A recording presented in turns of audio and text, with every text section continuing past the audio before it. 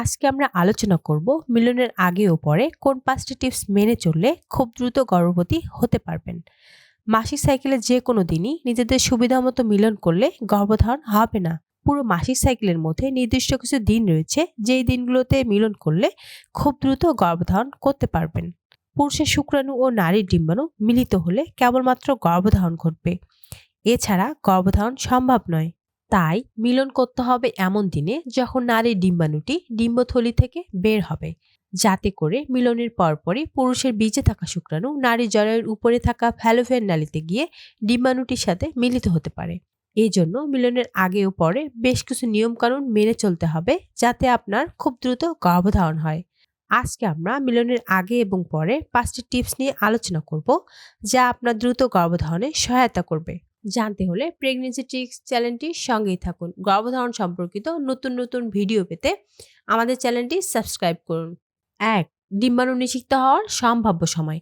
নারীর ডিম্বথলিতে থাকা ডিমগুলো মাসিকের দিন থেকেই বেড়ে উঠতে শুরু করে। মাসিকের 10ম বা 11তম দিনগুলোতে ডিমগুলো অনেকটাই বেড়ে ওঠে।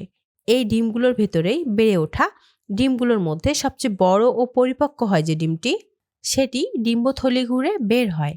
এই একটি মাত্র ডিম্বাণু বেঁচেও থাকে মাত্র 12 থেকে 24 ঘন্টা।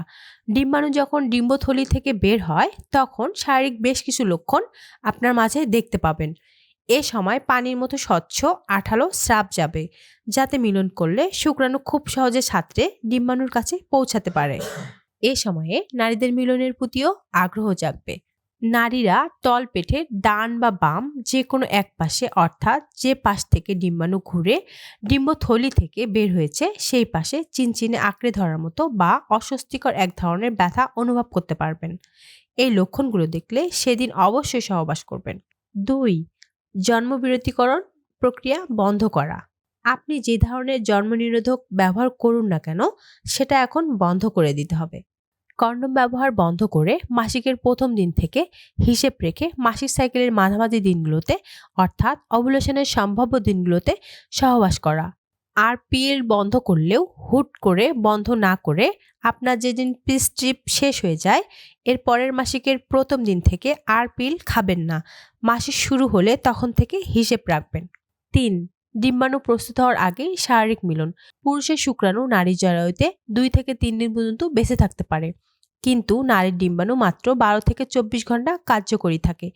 এই সময়ের পরে ডিমটি নষ্ট হয়ে জরায়ুতে মিলিয়ে যায়। এরপর সেখানে আর কোনো শুক্রাণু কাজ করতে পারে না। তাই শুধু ডিম্বাণু নিষিক্ত হওয়ার সম্ভাব্য দিনে মিলন করলে হবে না।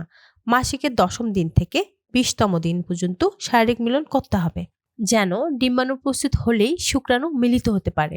জরায়ুতে অপেক্ষমান শুক্রাণুও সেটা করতে পারে। অনিয়মিত মাসিক হলে মাসিকের পর থেকে 1-2 দিন পর পর মিলন করবেন, পরবর্তী মাসিক আসার আগ পর্যন্ত। এক্ষেত্রে মাসিকের পর থেকেই প্রতি সপ্তাহে 1-2 দিন গ্যাপ দিয়ে দিয়ে কমপক্ষে 2 থেকে 3 দিন মিলন করলেই যথেষ্ট গর্ভধারণের জন্য। 4. শারীরিক মিলন প্রতিদিন নয়।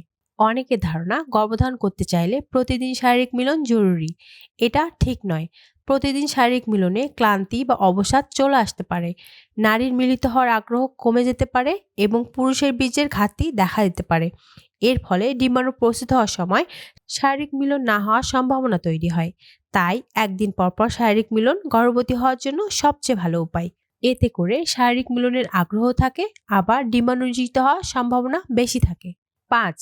শারীরিক মিলনে করণীয় কি? শারীরিক মিলনের পর বিছানায় পিঠ লাগিয়ে শুয়ে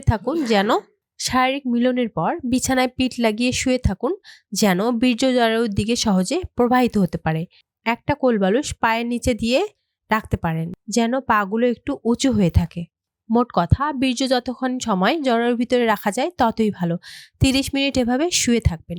শারীরিক মিলনের জন্য ঘুমের আগের সময়টা বেছে নিন, যেন মিলনের সাথে সাথে উঠে যেতে না হয় বিছানা ছেড়ে। মিলনের পরপরে নিজেকে পরিষ্কার করে নেওয়ার অভ্যাস খুবই ভালো। এতে কোনো রকম ইনফেকশনের ভয় থাকে না। কিন্তু গর্ভধারণের জন্য অন্তত 1 ঘন্টা সাবান পানি দিয়ে যৌনাঙ্গ না ধুয়ে থাকতে হবে। যৌন মিলনের বহুল প্রচলিত পজিশন নারীর উপরে পুরুষ, একে মেশিনারি পজিশন বলে। মেশিনারি পজিশন শারীরিক মিলন এক্ষেত্রে সাহায্য করতে পারে বলে অনেকে ধারণা করেন, কারণ এ পজিশনে নারী কোনো রকম নড়াচড়া ছাড়াই বিছানায় পিঠ লাগিয়ে শুয়ে থাকতে পারেন। মিলনের সময় থুতু বা লুব্রিকেন্ট ব্যবহার না করা। পানি বা নারকেল তেল যৌনাঙ্গ পিচ্ছিল করার জন্য ব্যবহার করুন। মাসিকের সঠিক হিসাব রেখে নিয়ম মেনে শারীরিক মিলন গর্ভধারণ খুব সহজ করে দিবে। তার মানে এই না যে নিজেদের আনন্দ বিসর্জন দিয়ে দিতে হবে। শারীরিক মিলনের সম্পূর্ণ আনন্দ বজায় রেখে গর্ভধারণের চেষ্টা করুন। এতে স্বামী স্ত্রী উভয়ের জন্য পুরো ব্যাপারটা আনন্দদায়ক হয়ে উঠবে। ভালো থাকুন, সুস্থ থাকুন। আপনার জন্য অনেক অনেক শুভকামনা। কথা হবে নতুন কোনো টপিক নিয়ে অন্য কোনো ভিডিওতে। ধন্যবাদ।